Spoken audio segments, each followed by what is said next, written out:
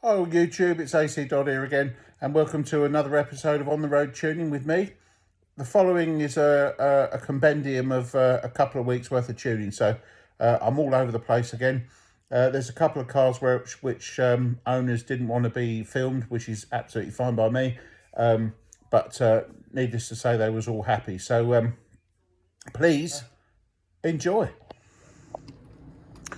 Okay, so here we are in Cricklade, Cattle Shed Restorations, I think it's called. Robert Medcroft's organised a tune-up day for 4 people. First car in, a nice Rorty 286 cammed beast. It's got a few problems, but we'll get into that in a second. But first, let's go and talk to the owner. And you are? I'm Alan Jones. Hello, Alan. Okay, so why have you brought the car in today? It's been in storage over winter, and every time I bring it out of storage it runs like it's just not running well. Obviously you've had a look and pointed out a few glaringly obvious emissions on my behalf, but hopefully I just want to get it so that it's not pinking and backfiring a bit whilst I'm running it. The kids love running the car, going in the car, and it's just not been reliable enough for me to use it recently, so Okay. that's what I've done. All right, we'll have a look, see what we can find. Any driving issues, any flat spots, things like that? Yeah, if you put your foot down really fast, it splutters and then catches up on itself and shoots off, and sometimes it cuts out when it's cold. Okay, So, all right. Well, let's dig in and see what we can find. Cool, thanks. This is a 1275 base engine. We've got power spark ignition.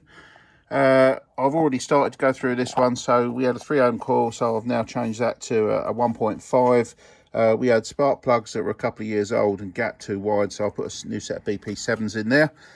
Just about to check the advance curve, and then we will go on to look at the HI44. Okay, so we got this one nicely dialed in.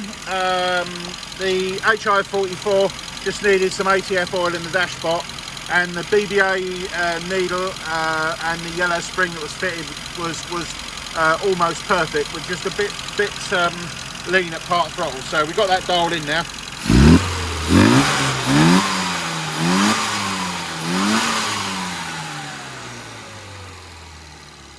So we're going to send the owner out in it and see what he thinks. All right, Alan. Oh yeah. So you've been out in the car now for a test drive. Yeah. What do you think? Much better. It's not backfiring, it's not stuttering when I'm putting my foot on the accelerator. It's got a nice smooth acceleration. It's got decent top power again, which it's lost over the last couple of years. And it starts on the button rather than having to fight for it to start. It's lovely. Yeah. Okay. And the drivability, part throttle drive, when you're just touching the throttle? Yeah, so much better. There's no bogging down when you're putting your foot in, and if you're tootling along, I was stuck behind a van just now. There was there's no hesitation or anything. It was quite nice. Yeah, so it's worth mentioning actually on your one, this has got a 286 Kent cam, and they can be a little bit soft lower down in the rev range, but this has improved it a lot. Yeah, massively. Okay. So it's great, thank you. That's all right, no problem at all.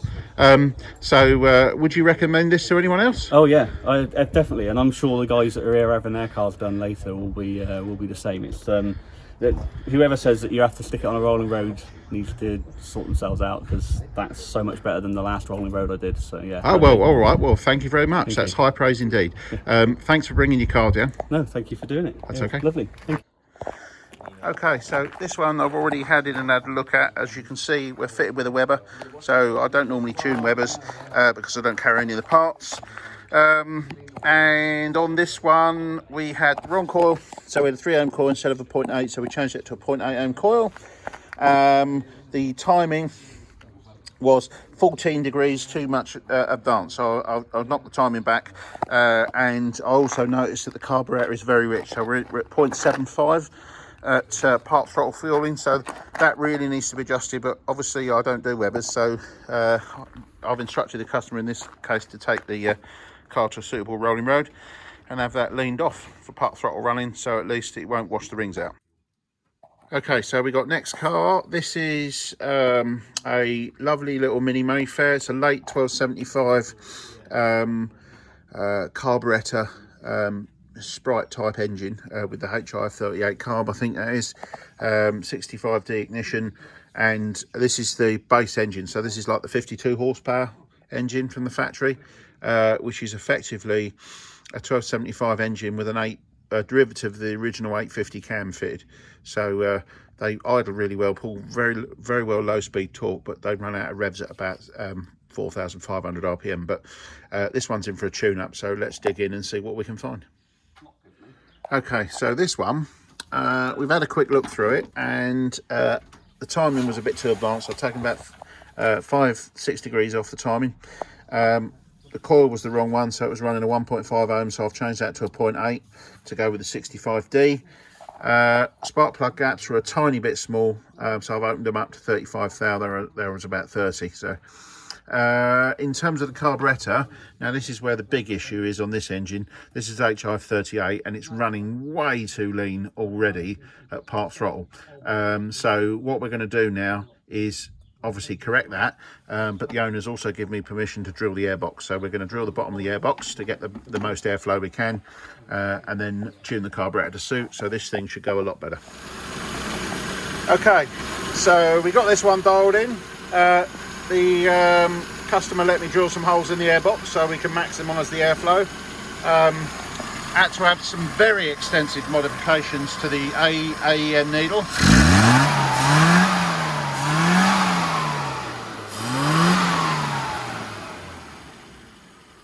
But we've livened this one right up, so let's let the customer go out for a test drive. Right, this is Robert. Robert's the owner of this awesome machine, which has been around for many years, I think, certainly on the show scene. So, apart from organising today, why did you get me down to tune your car? Well, it doesn't cruise very nice. Okay. It's a bit hesitant, and I just want to have a good check over because I rebuilt the engine in last September. So. Okay, so this is just kind of a dial it all in. And yeah, get it all dialed in after a rebuild, which is fair enough. All right. Yeah. Well, let's have a dive under the bonnet and see what we can find. Right, this is under the bonnet of Robert's fine machine, and I think we've got, what size is this one, Robert? 1293. So it's a 1293, we've got an SW5 cam. I think we've got some light head work, but nothing too major, and fairly standard, I think. We've got a 65D Dizzy. I've already started my way through this one, and Robert's already got the right coil on, so well done, Robert. And the only thing I've done here is I've just changed the spark plugs. And then I found out that the vacuum unit is not working, so I need to get into the Dizzy. The advanced curve's fine, so just put a new vacuum unit on, and then we can start looking at the carb. Okay, so we got this one all dialed in the end. Very challenging on the needle, this one, but we'll get there we'll get to that in a minute. In terms of everything else, we just had to set the timing. It was a little bit over advanced, so brought this back to I think we had 37 degrees. I retarded it back down to 30, and then obviously moving on to the carburation, had a bit of a problem with the spring that was in it, so we changed that for a yellow one, and also had to try a couple of different needles to get the transition from idle right.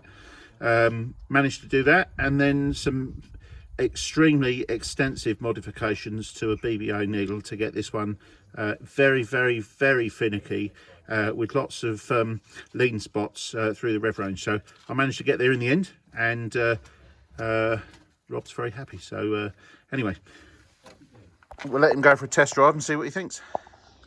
Okay, Robert's been out for a drive. Look at the smile, there it is. So what do you think? Yeah, it's brilliant. The flat slot's totally gone. Cruises so much better. Excellent. Yeah, more power?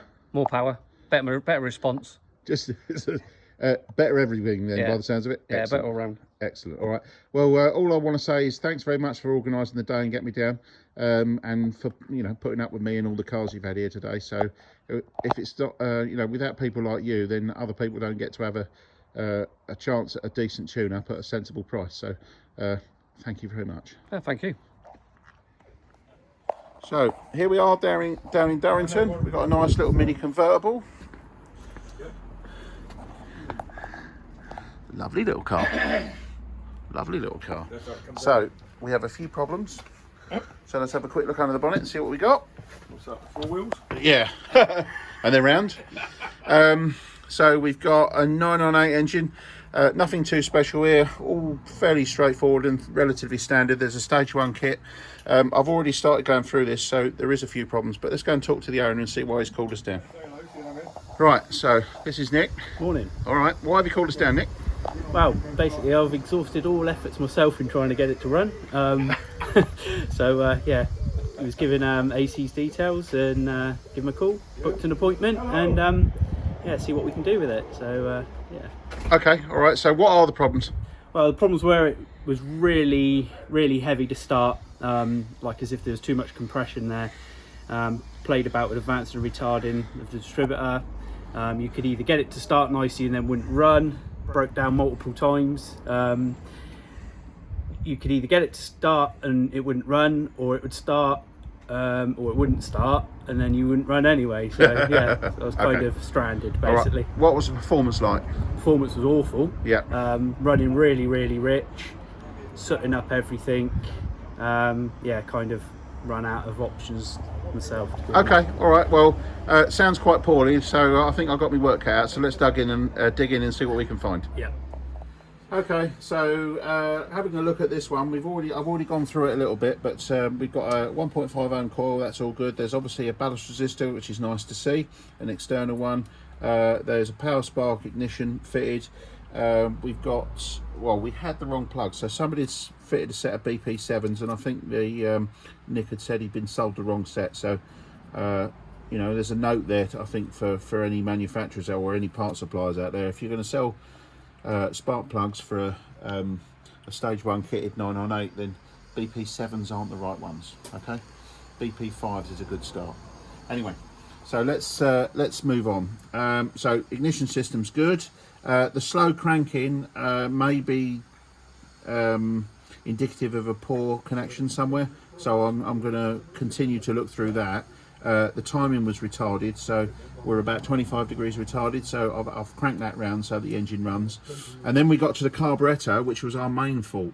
The carburetor that was on it, because I've changed it now, this is a new ACDodd rebuilt unit. The one that was on it was very rich, and I couldn't lean it out, so no matter what I did, the jet was far too far up and almost touching the bottom of the piston. So unfortunately that wouldn't run consistently. So in this case the customers had to have a new carb fitted, so we're just about to start the tune up now and get this one dialed in. So sometimes it's necessary to check the clearances, and on this one we've got a bit of a tick, so I'm just going to go through and check these while I'm here. Although I haven't found anything massively untoward at the moment, I'm just checking, because it's always better to check than assume.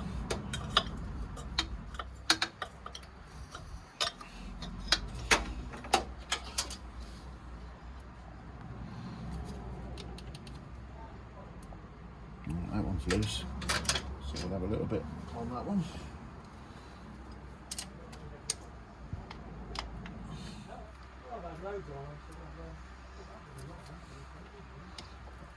Now, bearing in mind I'm supposed to do these clearances when the engine's cold, but obviously I'm doing it on a hot engine, so you have to adjust your clearance accordingly to be able to do that. So when they're adjusted cold at 12th hour, the gaps will close up. So I'm just doing them to 11 when it's hot, and yeah, not as good as where they're supposed to be done at cold, but in terms of where we are, as long as there's a clearance when they're hot, that's all I'm looking for. And at the moment they're all loose, so well, most of them are loose, so this will make it run better. I'm not sure what it'll do with a clip. I think we might have a cracked or a chipped follower or something like that, but it's quite common on an engine this age. Okay, so we got there in the end of this one. It took me a very long time to get the needle right in this one. I ended up with an ABS needle. It was extensive modifications to get it to fuel right, but we're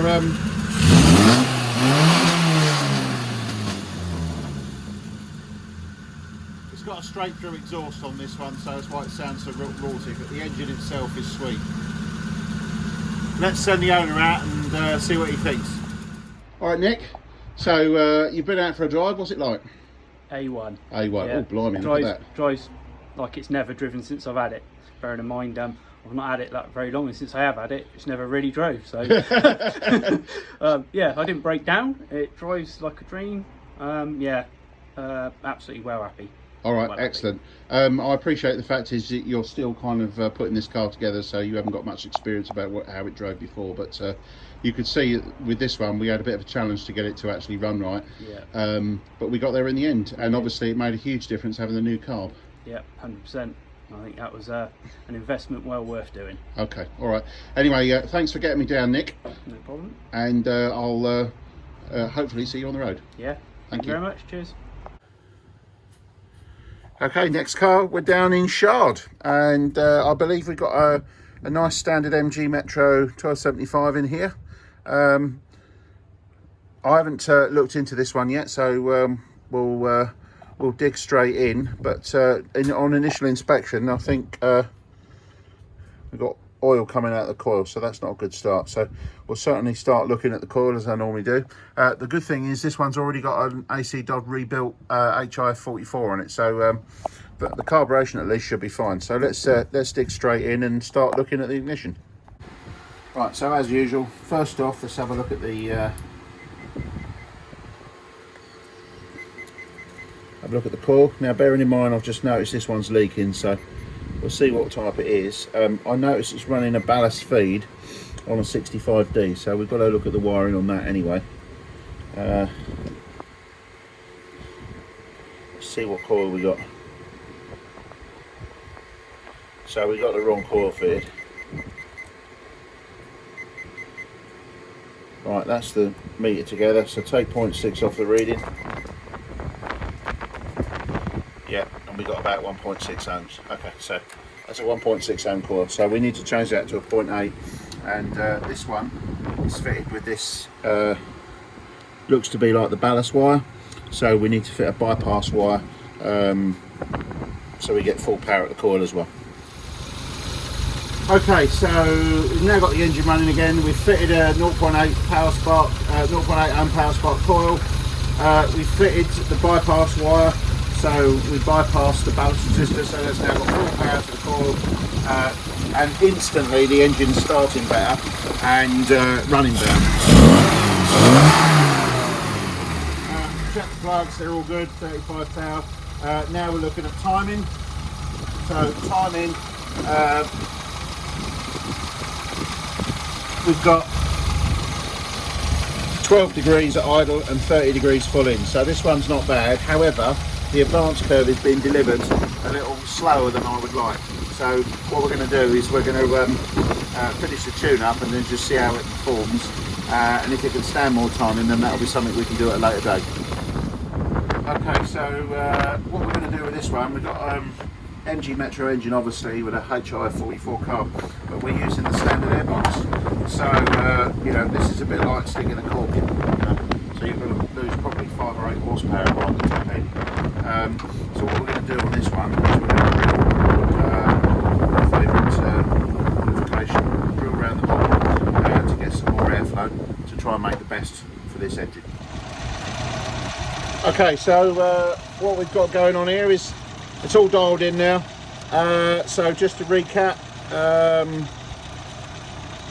we fitted a 0.8 ohm coil, we bypassed the ballast resistor to go with the 65D, and then we worked on the carb. Now the needle in here was almost perfect. It was actually just a little bit too rich at 2000 revs. So rather than leave that, because that's where you sit most of the time, I changed that needle out, which was the BDL, and we went for a BBA needle, which was just about right at 2000, and then that was too lean. So the previous BDL needle was actually spot on all the way across the rev range, but because it wasn't right at 2000, I decided to change it. So we've gone for a BBA and then modified it, and now we're right at 2000 all the way across to 5000 RPM.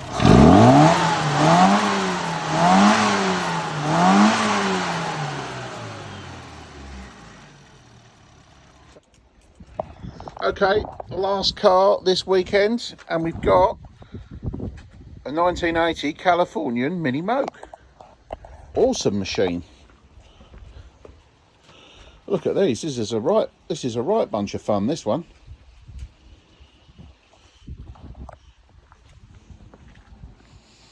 So that's the business cockpit. Awesome seats. Fairly original. Under the bonnet, we've got a bit more go. And I say more go, we mean MG Metro. So yeah, MG Metro conversion, because I think this was originally a 998. So let's have a chat with the owner and see why he's called us down to tune it. So this is Ian. Ian's the owner of the Moke. So why have you called us down, Ian? I'd like you to tune my Moke so it goes like my son's that you did at the river. So yeah, I don't know if this one was on film at the Riv Run, No. but I don't think we did film this one. No. But I did this one at the Riv Run. It had a new carburetor, and it then, once we tuned it, this went all the way to Italy.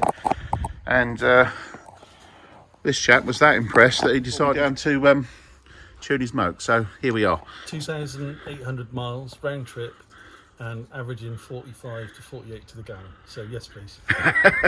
All right, excellent. Well, in terms of what you've experienced there, let's see if we can apply some of it to the Moke. Are there any particular problems with the Moke?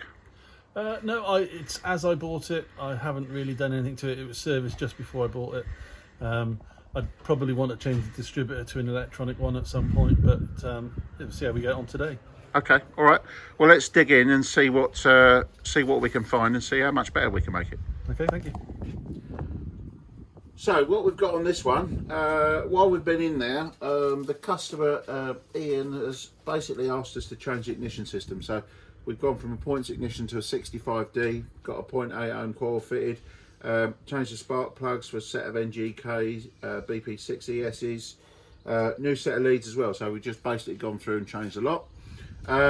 Then when we got onto the carburetor, unfortunately we found out that the carburetor wasn't adjustable because the jet was all gummed up. So unfortunately we've had to change the carb as well. So Ian's had a bit of a big build today, but we can already see the benefits because I've dialed this one in and it's running really well. So the last thing I'm going to do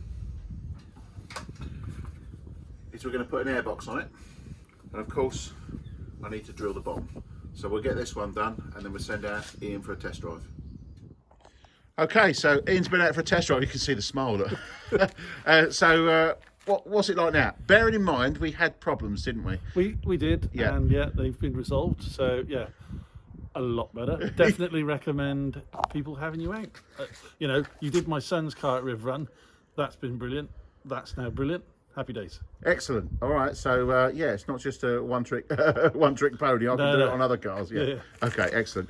So in terms of driving yours now, no flat spots. Pulls well. No, pulls well. Goes like the proverbial. Yeah. Okay. All right. Anyway, as I always say, so you recommend this to other people? Oh, definitely. Excellent. Yeah. And when I get the other one built, we might get you out for that one. All right. Okay. All right. Well, anyway, thanks for inviting me down. Thank you very much. And I was glad I was able to make such a positive difference. So Cheers. Thank you. thank you. Well, hopefully you enjoyed that. There was quite a few cars there this time, with a few more faults than we normally find. There's a couple of carburetors that needed to be changed, and then an extensive ignition changeover. This is common amongst people who have cars that have just been purchased, or they're in the process of trying to get them working, and you realise that the ignition system's in poor condition, or it's got the wrong parts, or it's not got the parts you want fitted. And then when you try and tune a car, you find that the screws won't turn on the carburetor and stuff like that. So you end up having to change the carb as well.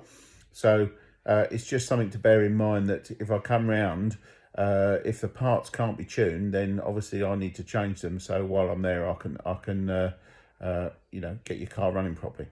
Anyway, as ever, please like and subscribe, and I'll see you soon. Thank you very much.